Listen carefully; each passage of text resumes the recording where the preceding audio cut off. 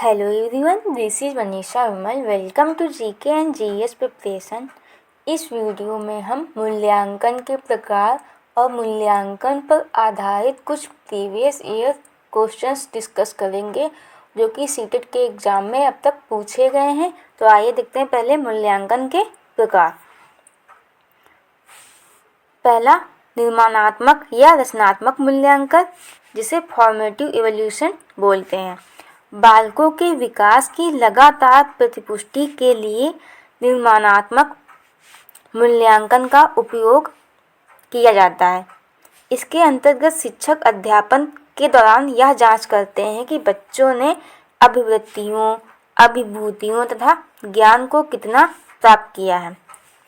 यह मूल्यांकन अध्याय के बीच में किया जाता है, अर्थात जब क्लासेस चल रही होती हैं।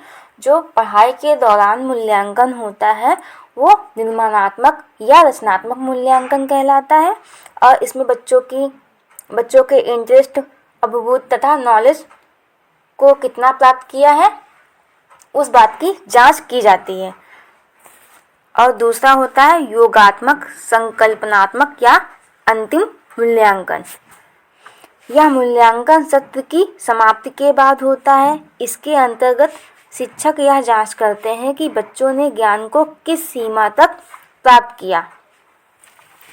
मतलब जो एग्जाम्स होते हैं वो किसके अंतर्गत आएंगे, योगात्मक, संकल्पनात्मक तथा या अंतिम मूल्यांकन के अंतर्गत आएंगे। जिससे यह पता चलेगा कि बच्चों ने कितने ज्ञान को कहाँ तक प्राप्त किया है और कहाँ अभी कमी बाकी है। फिर तीसरा आता है निदानात्मक मूल्यांकन, जिसे डायग्नोस्टिक इवैल्यूएशन बोलते हैं। जो विद्यार्थी पढ़ाई के दौरान असफल होते हैं उन विद्यार्थियों की असफलता के कारणों का पता लगाना क्या कहलाता है, निदानात्मक मूल्यांकन कहलाता है। मतलब बच्चा जो असफल हुआ है उसके रीजन क्या है और उसके लिए और कौन से प्रयास किए जा सकते हैं, ये जो है निदानात्मक मूल्यांकन होता है। अब देख लेते हैं विगत वर्षों में पूछे गए प्रश्न। प्रश्न नंबर 1, आकलन को उपयोगी और रोचक प्रक्रिया बनाने के लिए डैश के प्रति सचेत होना चाहिए। अलग अलग विद्यार्थियों में तुलना हमें करनी नहीं है। विद्यार्थियों को बुद्धिमान या औसत शिक्षार्थी की उपाधि देना, ऐसा भी हमें नहीं करना है। शैक्षिक और सह शैक्षिक क्षेत्रों में विद्यार्थी के सीखने के बारे में जानकारी प्राप्त करने के लिए विविध तरीकों का प्रयोग करना। तो यहाँ पे ये ऑप्शन हमें सही लग रहा है। प्रतिपुष्टि देने के लिए तकनीकी भाषा का प्रयोग करना, ये ऑप्शन भी थोड़े हद तक ठीक है, लेकिन इससे ज़्यादा जो पॉजिटिव ऑप्शन है वो है तीसरा। तो हम तीसरे ऑप्शन के साथ जाएंगे। प्रश्न नंबर 2, विद्यालय आधारित आकलन मुख्य रूप से किस सिद्धांत पर आधारित होता है।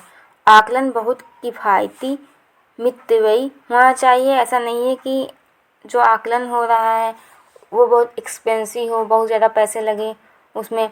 बाह्य परीक्षकों की अपेक्षा शिक्षक अपने शिक्षार्थियों की क्षमताओं को बेहतर जानते हैं। तो यह बात सही है। जो विद्यालय आधारित आकलन होते हैं उनसे यह लाभ होता है, जो विद्यालय के शिक्षक होते हैं वो जो बाह्य परीक्षक होते हैं उनसे बेहतर अपने बच्चों को जानते हैं। तो यहाँ पे दूसरा ऑप्शन सही लग रहा है। फिर भी हम तीसरा और चौथा ऑप्शन देख लेते हैं। किसी भी कीमत पर विद्यार्थियों को अच्छे ग्रेड मिलने चाहिए। बस मूल्यांकन का मतलब बस ये नहीं होता है कि किसी भी कीमत पर बच्चों को अच्छे ग्रेड मिलने चाहिए। तो यहाँ पे तीसरा ऑप्शन भी कट जाएगा। चौथा ऑप्शन है विद्यालय बाह्य परीक्षा निकायों की अपेक्षा ज़्यादा सक्षम है। ऐसा कुछ नहीं है कि जो विद्यालय आधारित परीक्षाएं होती हैं वो ज़्यादा अच्छी होती हैं और जो बाह्य परीक्षाएं होती हैं, वनडे टेस्ट वगैरह, वो अच्छे नहीं, सक्षम नहीं होते हैं। तो यहाँ पे चौथा ऑप्शन भी गलत हो जाएगा। तो हम दूसरे ऑप्शन के साथ जाएंगे। बाह्य परीक्षकों की अपेक्षा शिक्षक अपने शिक्षार्थियों की क्षमताओं को बेहतर जानते हैं। तो यहाँ पे दूसरा ऑप्शन सही होगा। प्रश्न नंबर 3, सीखने के लिए आकलन निम्नलिखित का ध्यान है सिवाय। विद्यार्थियों की आवश्यकताएं क्या हैं, विद्यार्थियों की त्रुटियां, विद्यार्थियों की अधिगम शैलियां या विद्यार्थियों की क्षमताएं। तो यहाँ पे जो सीखने के लिए आकलन होता है तो ये सीखने के दौरान हो रहा होता है, या फिर इसे अधिगम के लिए आकलन भी बोलते हैं। इसमें observation, data, feedback, replan, monitoring शामिल होती है और यह ड्यूरिंग टीचिंग लर्निंग प्रोसेस कहलाता है। मतलब सीखने के साथ आकलन होता है इसमें, या कक्षा के जब पढ़ाई चल रही होती है तब आकलन होता है। तो इसमें विद्यार्थियों की आवश्यकताओं के अलावा इन तीनों चीज़ों का ध्यान रखा जाता है। विद्यार्थियों की त्रुटियों का, विद्यार्थियों की अधिगम शैलियों का और विद्यार्थियों की क्षमताओं का। तो यहाँ पे पहला ऑप्शन ही गलत है, जो गलत है वही हमसे पूछा गया है सिवाय। तो यहाँ पे पहला ऑप्शन सही होगा। प्रश्न नंबर 4, सतत और व्यापक मूल्यांकन बल देता है। बोर्ड परीक्षाओं की अनावश्यकता पर सीखने को सुनिश्चित करने के लिए व्यापक स्केल पर निरंतर परीक्षण, या फिर सीखने को किस प्रकार अवलोकित कर रिकॉर्ड को और सुधारा जाए इस पर, या फिर शिक्षा के साथ परीक्षाओं का सामंजस्य। तो जो सतत और व्यापक मूल्यांकन होता है वो सीखने को किस प्रकार अवलोकित कर रिकॉर्ड को और सुधारा जाए इस बात पर ध्यान देता है, बल देता है। तो यहाँ पे तीसरा ऑप्शन जो है वो सही होगा। प्रश्न नंबर 5, विद्यालय आधारित आकलन शिक्षार्थियों और शिक्षकों को अगंभीर और लापरवाह बनाता है। ऐसी बात नहीं है। शिक्षा बोर्ड की जवाबदेही कम कर देता है। सार्वभौमिक राष्ट्रीय मानकों की प्राप्ति में बाधा उत्पन्न करता है। परिचित वातावरण में अधिगम सीखने में सभी शिक्षार्थियों की मदद करता है। जो विद्यालय आधारित आकलन होते हैं, जैसे जो 6th मंथ के बाद क्या एग्ज़ाम होते हैं, या फिर सेमेस्टर के बाद एग्ज़ाम होते हैं उस कॉलेजेस में, तो यहाँ पे चौथा ऑप्शन जो है वो सही होगा। जो विद्यालय के अंदर ही आकलन किया जाता है, तो यहाँ पे परिचित वातावरण में अधिक सीखने में सभी शिक्षार्थियों की मदद करता है विद्यालय आधारित आकलन।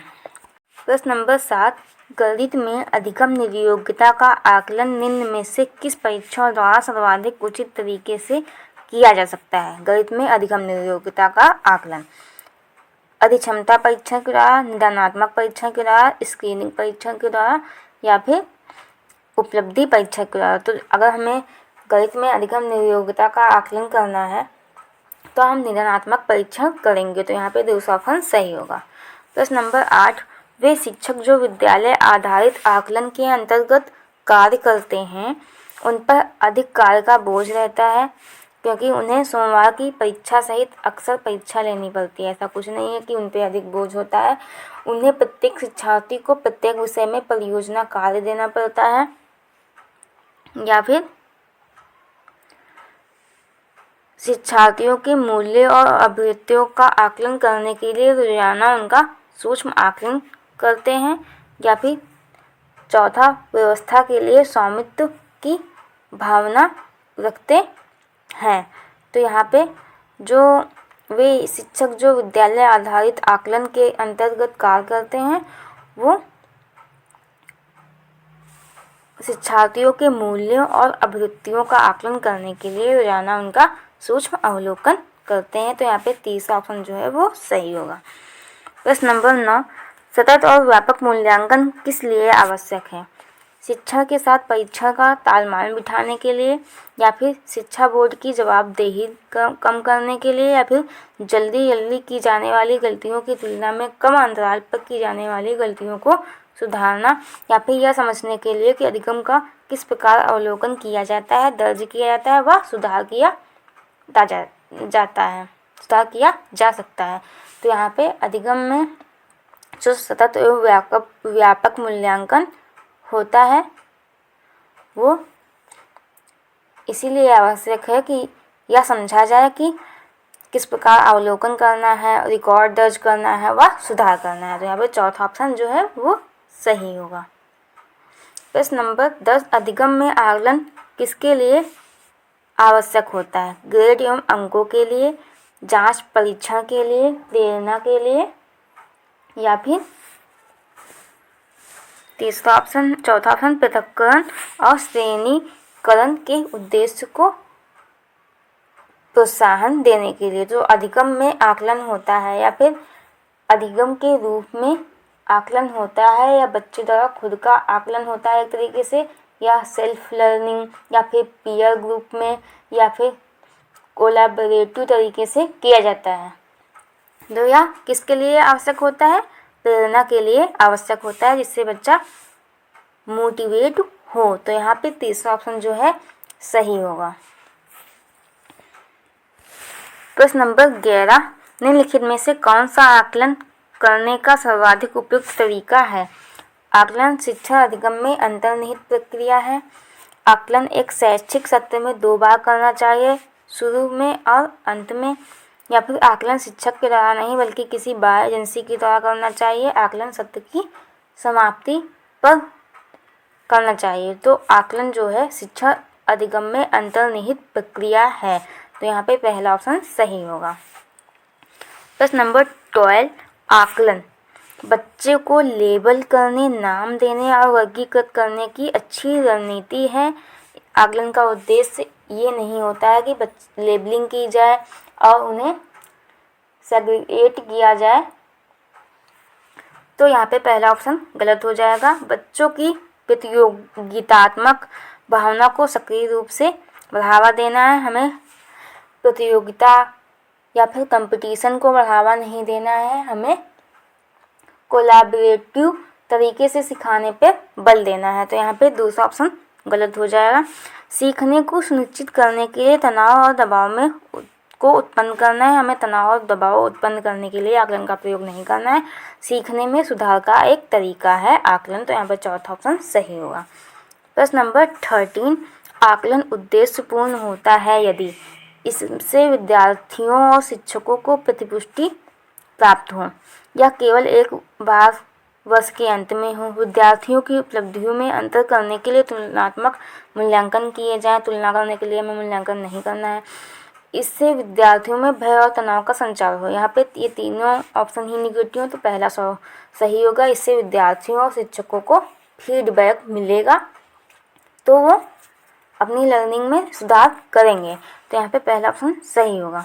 प्रश्न नंबर 14, आकलन मूल्यांकन की संक्षिप्त प्रक्रिया है, विस्तृत प्रक्रिया है, बहुआयामी संकल्पना है, या फिर उपयुक्त में से कोई नहीं। तो आकलन जो होता है असेसमेंट, वो मूल्यांकन की एक संक्षिप्त प्रक्रिया है। तो यहाँ पे पहला ऑप्शन सही होगा।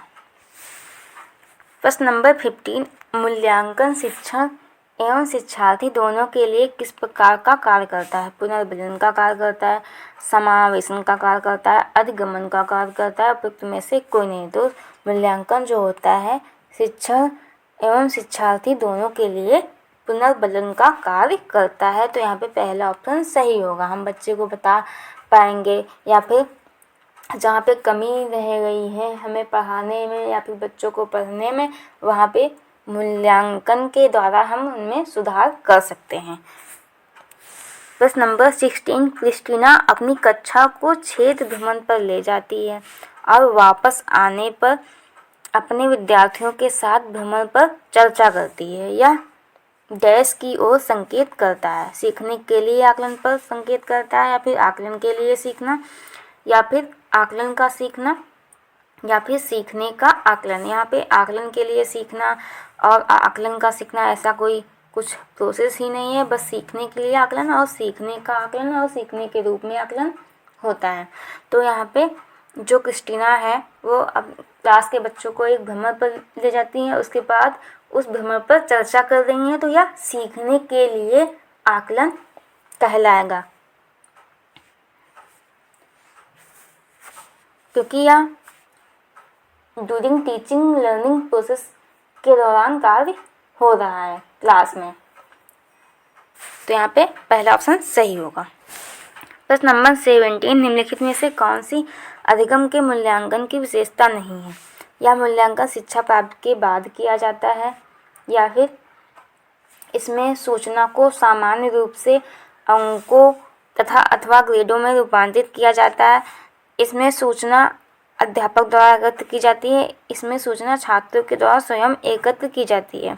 तो जो अधिगम का मूल्यांकन होता है, इसमें मूल्यांकन जो है शिक्षा प्राप्ति के बाद ही किया जाता है और अंकों और ग्रेडों में इनका रूपांतरण होता है और इसमें जो सूचना हो वह टीचर द्वारा एकत्र की जाती है और बच्चे इसमें सूचना को एकत्र नहीं करते हैं। तो यहाँ पे चौथा ऑप्शन ही गलत है और विशेषता नहीं हमसे पूछा गया है, तो यहाँ पे चौथा ऑप्शन सही होगा। प्रश्न नंबर 18, वह मूल्यांकन जो विद्यालय परिषदों के दिशा निर्देशों के आधार पर तो किया जाता है किंतु परिषद बोर्ड स्तर पर नहीं किया जाता है, तो वह कौन सा आकलन या मूल्यांकन कहलाता है? विद्यालय आधारित मूल्यांकन कहलाता है, निरीक्षण कहलाता है, अवलोकन कहलाता है या फिर व्यापक मूल्यांकन कहलाता है? तो जो विद्यालय परिषद के दिशा निर्देशों पर आकलन मूल्यांकन होता है वह विद्यालय आधारित मूल्यांकन कहलाता है। तो यहाँ पे पहला ऑप्शन जो है वो सही होगा। प्रश्न नंबर 19, अधिगम के अच्छे मूल्यांकन का या के मानदंड हैं, ये युक्ति संगत होते हैं, ये विश्वसनीय होते हैं, ये तुलनीय होते हैं, उपयुक्त में से सही। तो जो अधिगम के अच्छे मूल्यांकन होते हैं युक्ति संगत भी होते हैं, विश्वसनीय भी होते हैं और तुलनीय भी होते हैं। तो यहाँ पे उपयुक्त सभी ऑप्शन सही होगा। तो अगर वीडियो पसंद आया, क्वेश्चंस पसंद आया तो लाइक शेयर और सब्सक्राइब ज़रूर करें। धन्यवाद।